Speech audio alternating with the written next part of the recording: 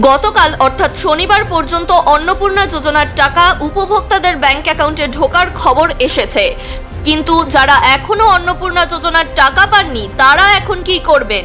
সরকারের এই নম্বরে ফোন করলেই মিলবে সমাধান। গত 1 জুলাই পর্যন্ত রাজ্যের প্রায় 1,30,00,000 মহিলাদের ব্যাংক অ্যাকাউন্টে অন্নপূর্ণা যোজনার টাকা ঢুকে গেছে। অন্নপূর্ণা যোজনা স্ট্যাটাস চেক করলেই তারা টাকা পেয়েছেন কিনা দেখতে পারবেন। স্ট্যাটাস চেক করা মাত্র যদি অ্যাপ্লিকেশন অ্যাপ্রুভড বলে দেখায়, তাহলে অবশ্যই আপনার ব্যাংক অ্যাকাউন্টে যেটির সাথে ডিবিটি লিংক আছে সেই অ্যাকাউন্টে টাকা ঢুকে গেছে। এছাড়াও অনেকের স্ট্যাটাস রিজেক্ট হয়ে গেছে, তাদের ক্ষেত্রে কি করণীয়? যারা টাকা পাননি তারা এখন কি করবেন? আবার কি নতুন করে আবেদন করবেন, নাকি অপেক্ষা করবেন, নাকি আপনার আবেদন গ্রাহ্য হয়নি? অন্নপূর্ণা যোজনায় নাম ওঠেনি 26 লক্ষ আবেদনকারীর। কেন ঝাড়াই বাছাইয়ের দরকার ছিল? অন্নপূর্ণার বাকিদের টাকা কি আদৌ ঢুকবে? এই নিয়ে কি জানালেন মুখ্যমন্ত্রী শুভেন্দু অধিকারী? সরকারি সূত্রে 1,60,00,000 আবেদন জমা পড়েছিল, তার মধ্যে বাদ গিয়েছে প্রায় 26 লক্ষ নাম। এদের কি হবে? বৈধ হলেও টাকা ঢোকেনি অনেকেরই। এই নিয়ে A to Z বিস্তারিত জেনে নিতে অবশ্যই শেষ পর্যন্ত দেখুন আজকের ভিডিওটি। এর পাশাপাশি এরকমই বিভিন্ন গুরুত্বপূর্ণ সরকারি আপডেট সবার আগে জেনে নেওয়ার জন্য অবশ্যই আমাদের চ্যানেলটি সাবস্ক্রাইব করে পাশে থাকা বেল আইকনটি প্রেস করে দিন। এর ফলে সবার আগে সমস্ত গুরুত্বপূর্ণ আপডেটের নোটিফিকেশন আপনার কাছেই পৌঁছবে। যারা এখনো অন্নপূর্ণা যোজনার টাকা পাননি তারা এখন কি করবেন জেনে নিন এবার। পশ্চিমবঙ্গ রাজ্য সরকারের অন্যতম জনপ্রিয় একটি প্রকল্প হলো অন্নপূর্ণা যোজনা। এই প্রকল্পের মাধ্যমে রাজ্যের মহিলাদের আর্থিক সহায়তা প্রদান করা হয়। জুলাই মাসের প্রথম কিস্তির 3,000 টাকা ইতিমধ্যেই বহু উপভোক্তার ব্যাংক অ্যাকাউন্টে পৌঁছতে শুরু করেছে। তবে টাকা পাঠানো শুরু হলেও অনেক আবেদনকারী এখনো এই সুবিধা পাননি। অনেকের মনেই প্রশ্ন জাগছে যে তাদের তবে আবেদন গৃহীত হলো নাকি বাতিল হয়ে গেছে। কারা টাকা পেলেন? এই প্রকল্পের আওতায় মূলত রাজ্যের স্থায়ী বাসিন্দা এবং আর্থিকভাবে পিছিয়ে পড়া পরিবারের যোগ্য মহিলারাই টাকা পেয়েছেন। যেসব আবেদনকারীর ফর্ম ব্লক বা জেলা স্তরে সফলভাবে ভেরিফাই করা হয়েছে তারাই সুবিধা পাচ্ছেন। বিশেষ করে যাদের ব্যাংক অ্যাকাউন্টের সাথে আধার লিংক করা হয়েছে তাদের অ্যাকাউন্টে সরাসরি টাকা চলে গিয়েছে। নিয়ম মেনে সঠিক তথ্য দিয়ে আবেদন করা মহিলারা ইতিমধ্যেই এই প্রকল্পের দ্বিতীয় কিস্তির অর্থ পেয়ে গিয়েছেন। মোট আবেদন ও টাকা পাওয়ার পরিসংখ্যান। অন্নপূর্ণা যোজনায় রাজ্য জুড়ে ব্যাপক সাড়া পাওয়া গিয়েছে। এই প্রকল্পে মোট আবেদনের সংখ্যা দাঁড়িয়েছিল প্রায় 1,60,00,000।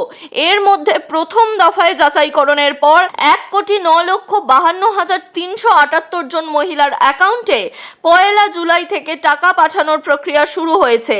মুখ্যমন্ত্রী নেতাজি ইন্ডোর স্টেডিয়ামের এক অনুষ্ঠানে জানান যে যোগ্য কাউকেই এই সুবিধা থেকে বঞ্চিত করা হবে না। ধাপে ধাপে বাকি প্রক্রিয়াও সম্পন্ন করা হচ্ছে। কতজনের নাম বাদ পড়েছে? অন্নপূর্ণা যোজনার আবেদনকারীদের একটি বড় অংশের জন্য রয়েছে কিছুটা চিন্তার খবর। সরকারের স্ক্রুটিনি বা ঝাড়াই বাছাই প্রক্রিয়ায় বিপুল সংখ্যক আবেদন বাতিল করা হয়েছে। প্রায় 1,60,00,000 আবেদনের মধ্যে 26 লক্ষ আবেদনকারীর নাম তালিকা থেকে বাদ পড়েছে। এই বিপুল পরিমাণ ফর্ম বাতিল হওয়ার পিছনে নথিপত্রের বিভিন্ন গরমিল এবং অযোগ্যতা প্রধান কারণ হিসেবে উঠে এসেছে। প্রশাসন স্পষ্ট জানিয়েছে, নিয়মের বাইরে গিয়ে কাউকেই এই সুবিধা দেওয়া সম্ভব নয়। টাকা না পাওয়ার সম্ভাব্য কারণ কি? অন্নপূর্ণা ভান্ডারের নথিপত্রে ছোটখাটো ভুল বা তথ্যের অসঙ্গতির কারণে অনেকের ফর্ম রিজেক্ট হয়েছে। যেসব কারণে মূলত আবেদন বাতিল হচ্ছে সেগুলি হলো: আবেদনপত্রে ভুল আধার নম্বর বা ভোটার কার্ড নম্বর দিলে ফর্ম বাতিল করা হচ্ছে, ভোটার তালিকায় নাম না থাকলে বা কোনো আইনি সমস্যা থাকলেও আবেদন গ্রহণ হচ্ছে না, আবেদনকারী বা তার পরিবার যদি আয়করদাতা হন তবে এই সুবিধা পাবেন না, প্যান কার্ডের তথ্য গোপন করলেও আধার লিঙ্কের মাধ্যমে তা ধরা পড়ে যাচ্ছে, পরিবারের কেউ সরকারি কর্মচারী বা সরকারি পেনশনভোগী হলে টাকা পাওয়া যাবে না, ব্যাংক অ্যাকাউন্টের সাথে আধার কার্ড এবং সঠিক মোবাইল নম্বর যুক্ত না থাকলেও টাকা ঢুকতে সমস্যা হচ্ছে, আবেদনকারীর ভারতের নাগরিক না হলে বা একাধিক জায়গায় জালিয়াতি করে অ্যাকাউন্ট থাকলে সেই আবেদন বাতিল করা হচ্ছে, এবার টাকা না পেলে কি করতে হবে?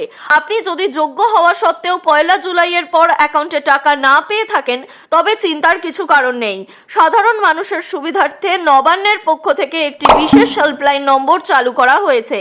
সোমবার থেকে শনিবার সকাল 9টা থেকে সন্ধে 6টার মধ্যে সরাসরি ফোন করে সমস্যার কথা জানাতে পারেন।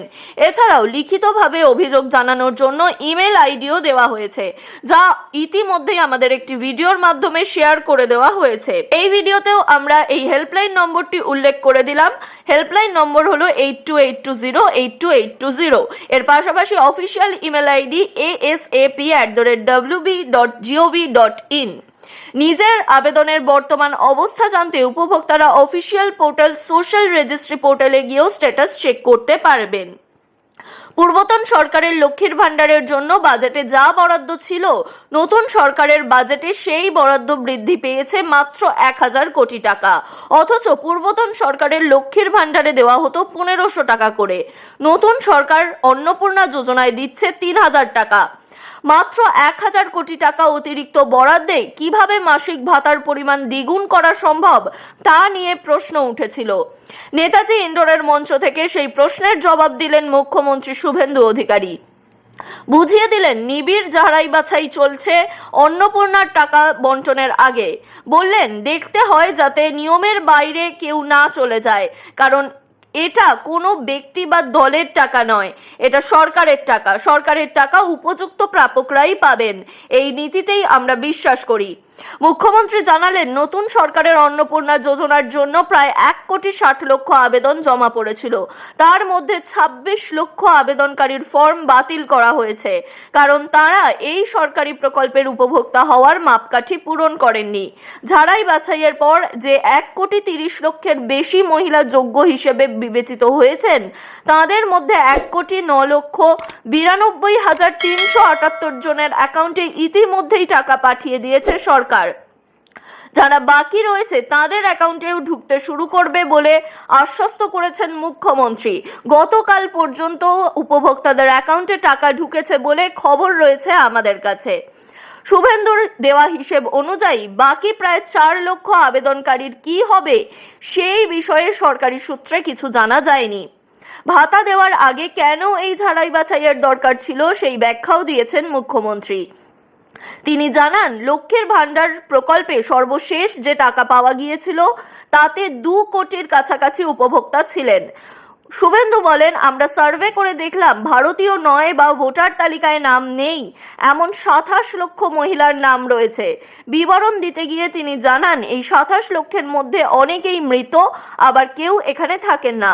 আবার এমনও অনেকে ছিলেন যাদের ভোটার তালিকায় 3 জায়গার নাম ছিল এবং 3 জায়গার ব্যাংক অ্যাকাউন্টেই টাকা ঢুকছিল। মুখ্যমন্ত্রী বলেন, আমরা এদের নাম কেটেছি, কারণ সরকারের টাকা ভারতীয় ছাড়া অন্য কেউ পেতে পারে না। রাজ্যে নতুন সরকার ক্ষমতায় আসার পর মহিলা ভাতা প্রাপকদের ঝাড়াই বাছাইয়ের বেশ কিছু তথ্য ইতিমধ্যেই প্রকাশ্যে এসেছে। উঠে এসেছে পুরুষ লক্ষ্মীদের কথাও। মুখ্যমন্ত্রী নিজেও আগে এই বিষয়ে সরব হয়েছেন। বুধবার নেতাজি ইন্ডোর থেকে মুখ্যমন্ত্রী জানান, লক্ষ্মীর ভাণ্ডারের ওই 2 কোটি উপভোক্তার মধ্যে 10 লক্ষ পুরুষ বেরিয়েছে। তিনি বলেন, লক্ষ্মীর ভাণ্ডারের নামের টাকা কি পুরুষের অ্যাকাউন্টে যাওয়া উচিত, তাই ঝাড়াই বাছাই প্রয়োজন ছিল। নতুন সরকার অন্নপূর্ণা যোজনার জন্য যে 12 পাতার ফর্ম পূরণ করিয়েছিল তা নিয়েও মন্তব্য করেন মুখ্যমন্ত্রী। শুভেন্দু বলেন, সমালোচনা হয়েছে 12 পাতার ফর্ম আসলে 4টে পাতা ছাড়া পূরণ করার প্রয়োজন ছিল না। মহিলাদের আশ্বস্ত করে তিনি জানান, ওই তথ্য ইতিমধ্যেই সরকারি পোর্টালে আপলোড করা হয়েছে। তার মধ্যে কেন্দ্র এবং রাজ্য সরকারের অন্য প্রকল্পগুলির সুবিধাও পাবেন মহিলারা। তার জন্যই আলাদা করে ফর্ম ফিল-আপের প্রয়োজন নেই। সম্প্রতি রাজ্যের যে জনকল্যাণ শিবির আয়োজন হয়েছিল তাতে অন্নপূর্ণা যোজনার 8,15,000 নাম নথিভুক্ত করা হয়। মুখ্যমন্ত্রী জানান, তাদের প্রত্যেকেই প্রকল্পের সুবিধা পাবেন। বিরোধীদের অনেকেই অভিযোগ তুলতে শুরু করেছিল যে আগের সরকারের যা বরাদ্দ ছিল তা এই সরকার বরাদ্দ করতে মাত্র 1000 কোটি টাকা বাড়িয়ে উপভোক্তার সংখ্যা অর্ধেকে নামিয়ে এনেছে। বুধবার 1,30,00,000-এর বেশি বৈধ উপভোক্তার কথা ঘোষণা করেন মুখ্যমন্ত্রী। আমরা একজন উপভোক্তাকেও বাদ দেব না। আমরা উপভোক্তা বলি না, আমরা বলি এটা আপনার অধিকার। মুখ্যমন্ত্রী জানান, কর্মসূচি চলাকালীন প্রায় 1,10,00,000 অ্যাকাউন্টে প্রকল্পের টাকা পৌঁছে গিয়েছে। শুভেন্দু জানান, এই প্রকল্পের আওতায় যারা টাকা পাচ্ছেন তাদের মধ্যে 26,63,555 জন উপভোক্তা আছেন। আদিবাসী মহিলা রয়েছেন 5 লক্ষের কাছাকাছি। পাহাড়ি এলাকার নেপালি গোর্খা উপভোক্তাও রয়েছেন 1,22,628 জন। একই সঙ্গে মুখ্যমন্ত্রী এও জানান, বাংলাদেশ থেকে আসা শরণার্থীদেরও সিএএ বিষয়ে আবেদন নিষ্পত্তি না হওয়া পর্যন্ত প্রকল্পের সুবিধা দেওয়া হবে। পাশাপাশি ট্রাইব্যুনালে আবেদনকারীদের আবেদন নিষ্পত্তি না হওয়া পর্যন্ত সুবিধা মিলবে। তবে মুখ্যমন্ত্রী বারবার স্পষ্ট করেছেন, তার সরকার শুধুমাত্র বৈধ উপভোক্তাদেরই সুবিধা দেবে। জানিয়ে দিয়েছেন, সরকারি টাকা কোনো বিদেশিকে দেওয়া হবে না। বললেন, আমরা কখনোই বলি না বিজেপির টাকা, মুখ্যমন্ত্রীর ব্যক্তিগত টাকা, প্রধানমন্ত্রীর ব্যক্তিগত টাকা, আমরা বলি সরকারি টাকা। যারা যোগ্য তারাই পাবেন। ইতিমধ্যেই বিপুল সংখ্যক মহিলার অ্যাকাউন্টে স্ট্যাটাস চেক করা হলে অ্যাপ্লিকেশন রিজেক্ট দেখাচ্ছে। এই রিজেক্ট হওয়া অ্যাপ্লিকেশন থাকলে আপনি যদি যোগ্য উপভোক্তা হন তাহলে অবশ্যই বলে দেওয়া হেল্পলাইন নম্বর বা ইমেল আইডিতে আপনার অভিযোগ জানাতে পারেন এবং আপনার বিভিন্ন তথ্য সঠিকভাবে উল্লেখ করে দিতে পারেন। এর পাশাপাশি এই নিয়ে যদি কোনো রকম কিছু জানার থাকে বা কোনো মতামত থাকে অবশ্যই আমাদের কমেন্ট করে জানাতে পারেন। পাশাপাশি এই ভিডিও বিপুল পরিমাণে শেয়ার করে দিন, যাতে যে সমস্ত উপভোক্তা আপনার আশেপাশে রয়েছে, আপনার পরিচিতদের মধ্যে যারা এখনো টাকা পাননি, তারা এই বিষয়ে জেনে নিতে পারেন এবং তাদের যোগ্যতার অনুযায়ী তারা টাকা পাওয়ার জন্য পুনরায় আবেদন জানাতে পারেন।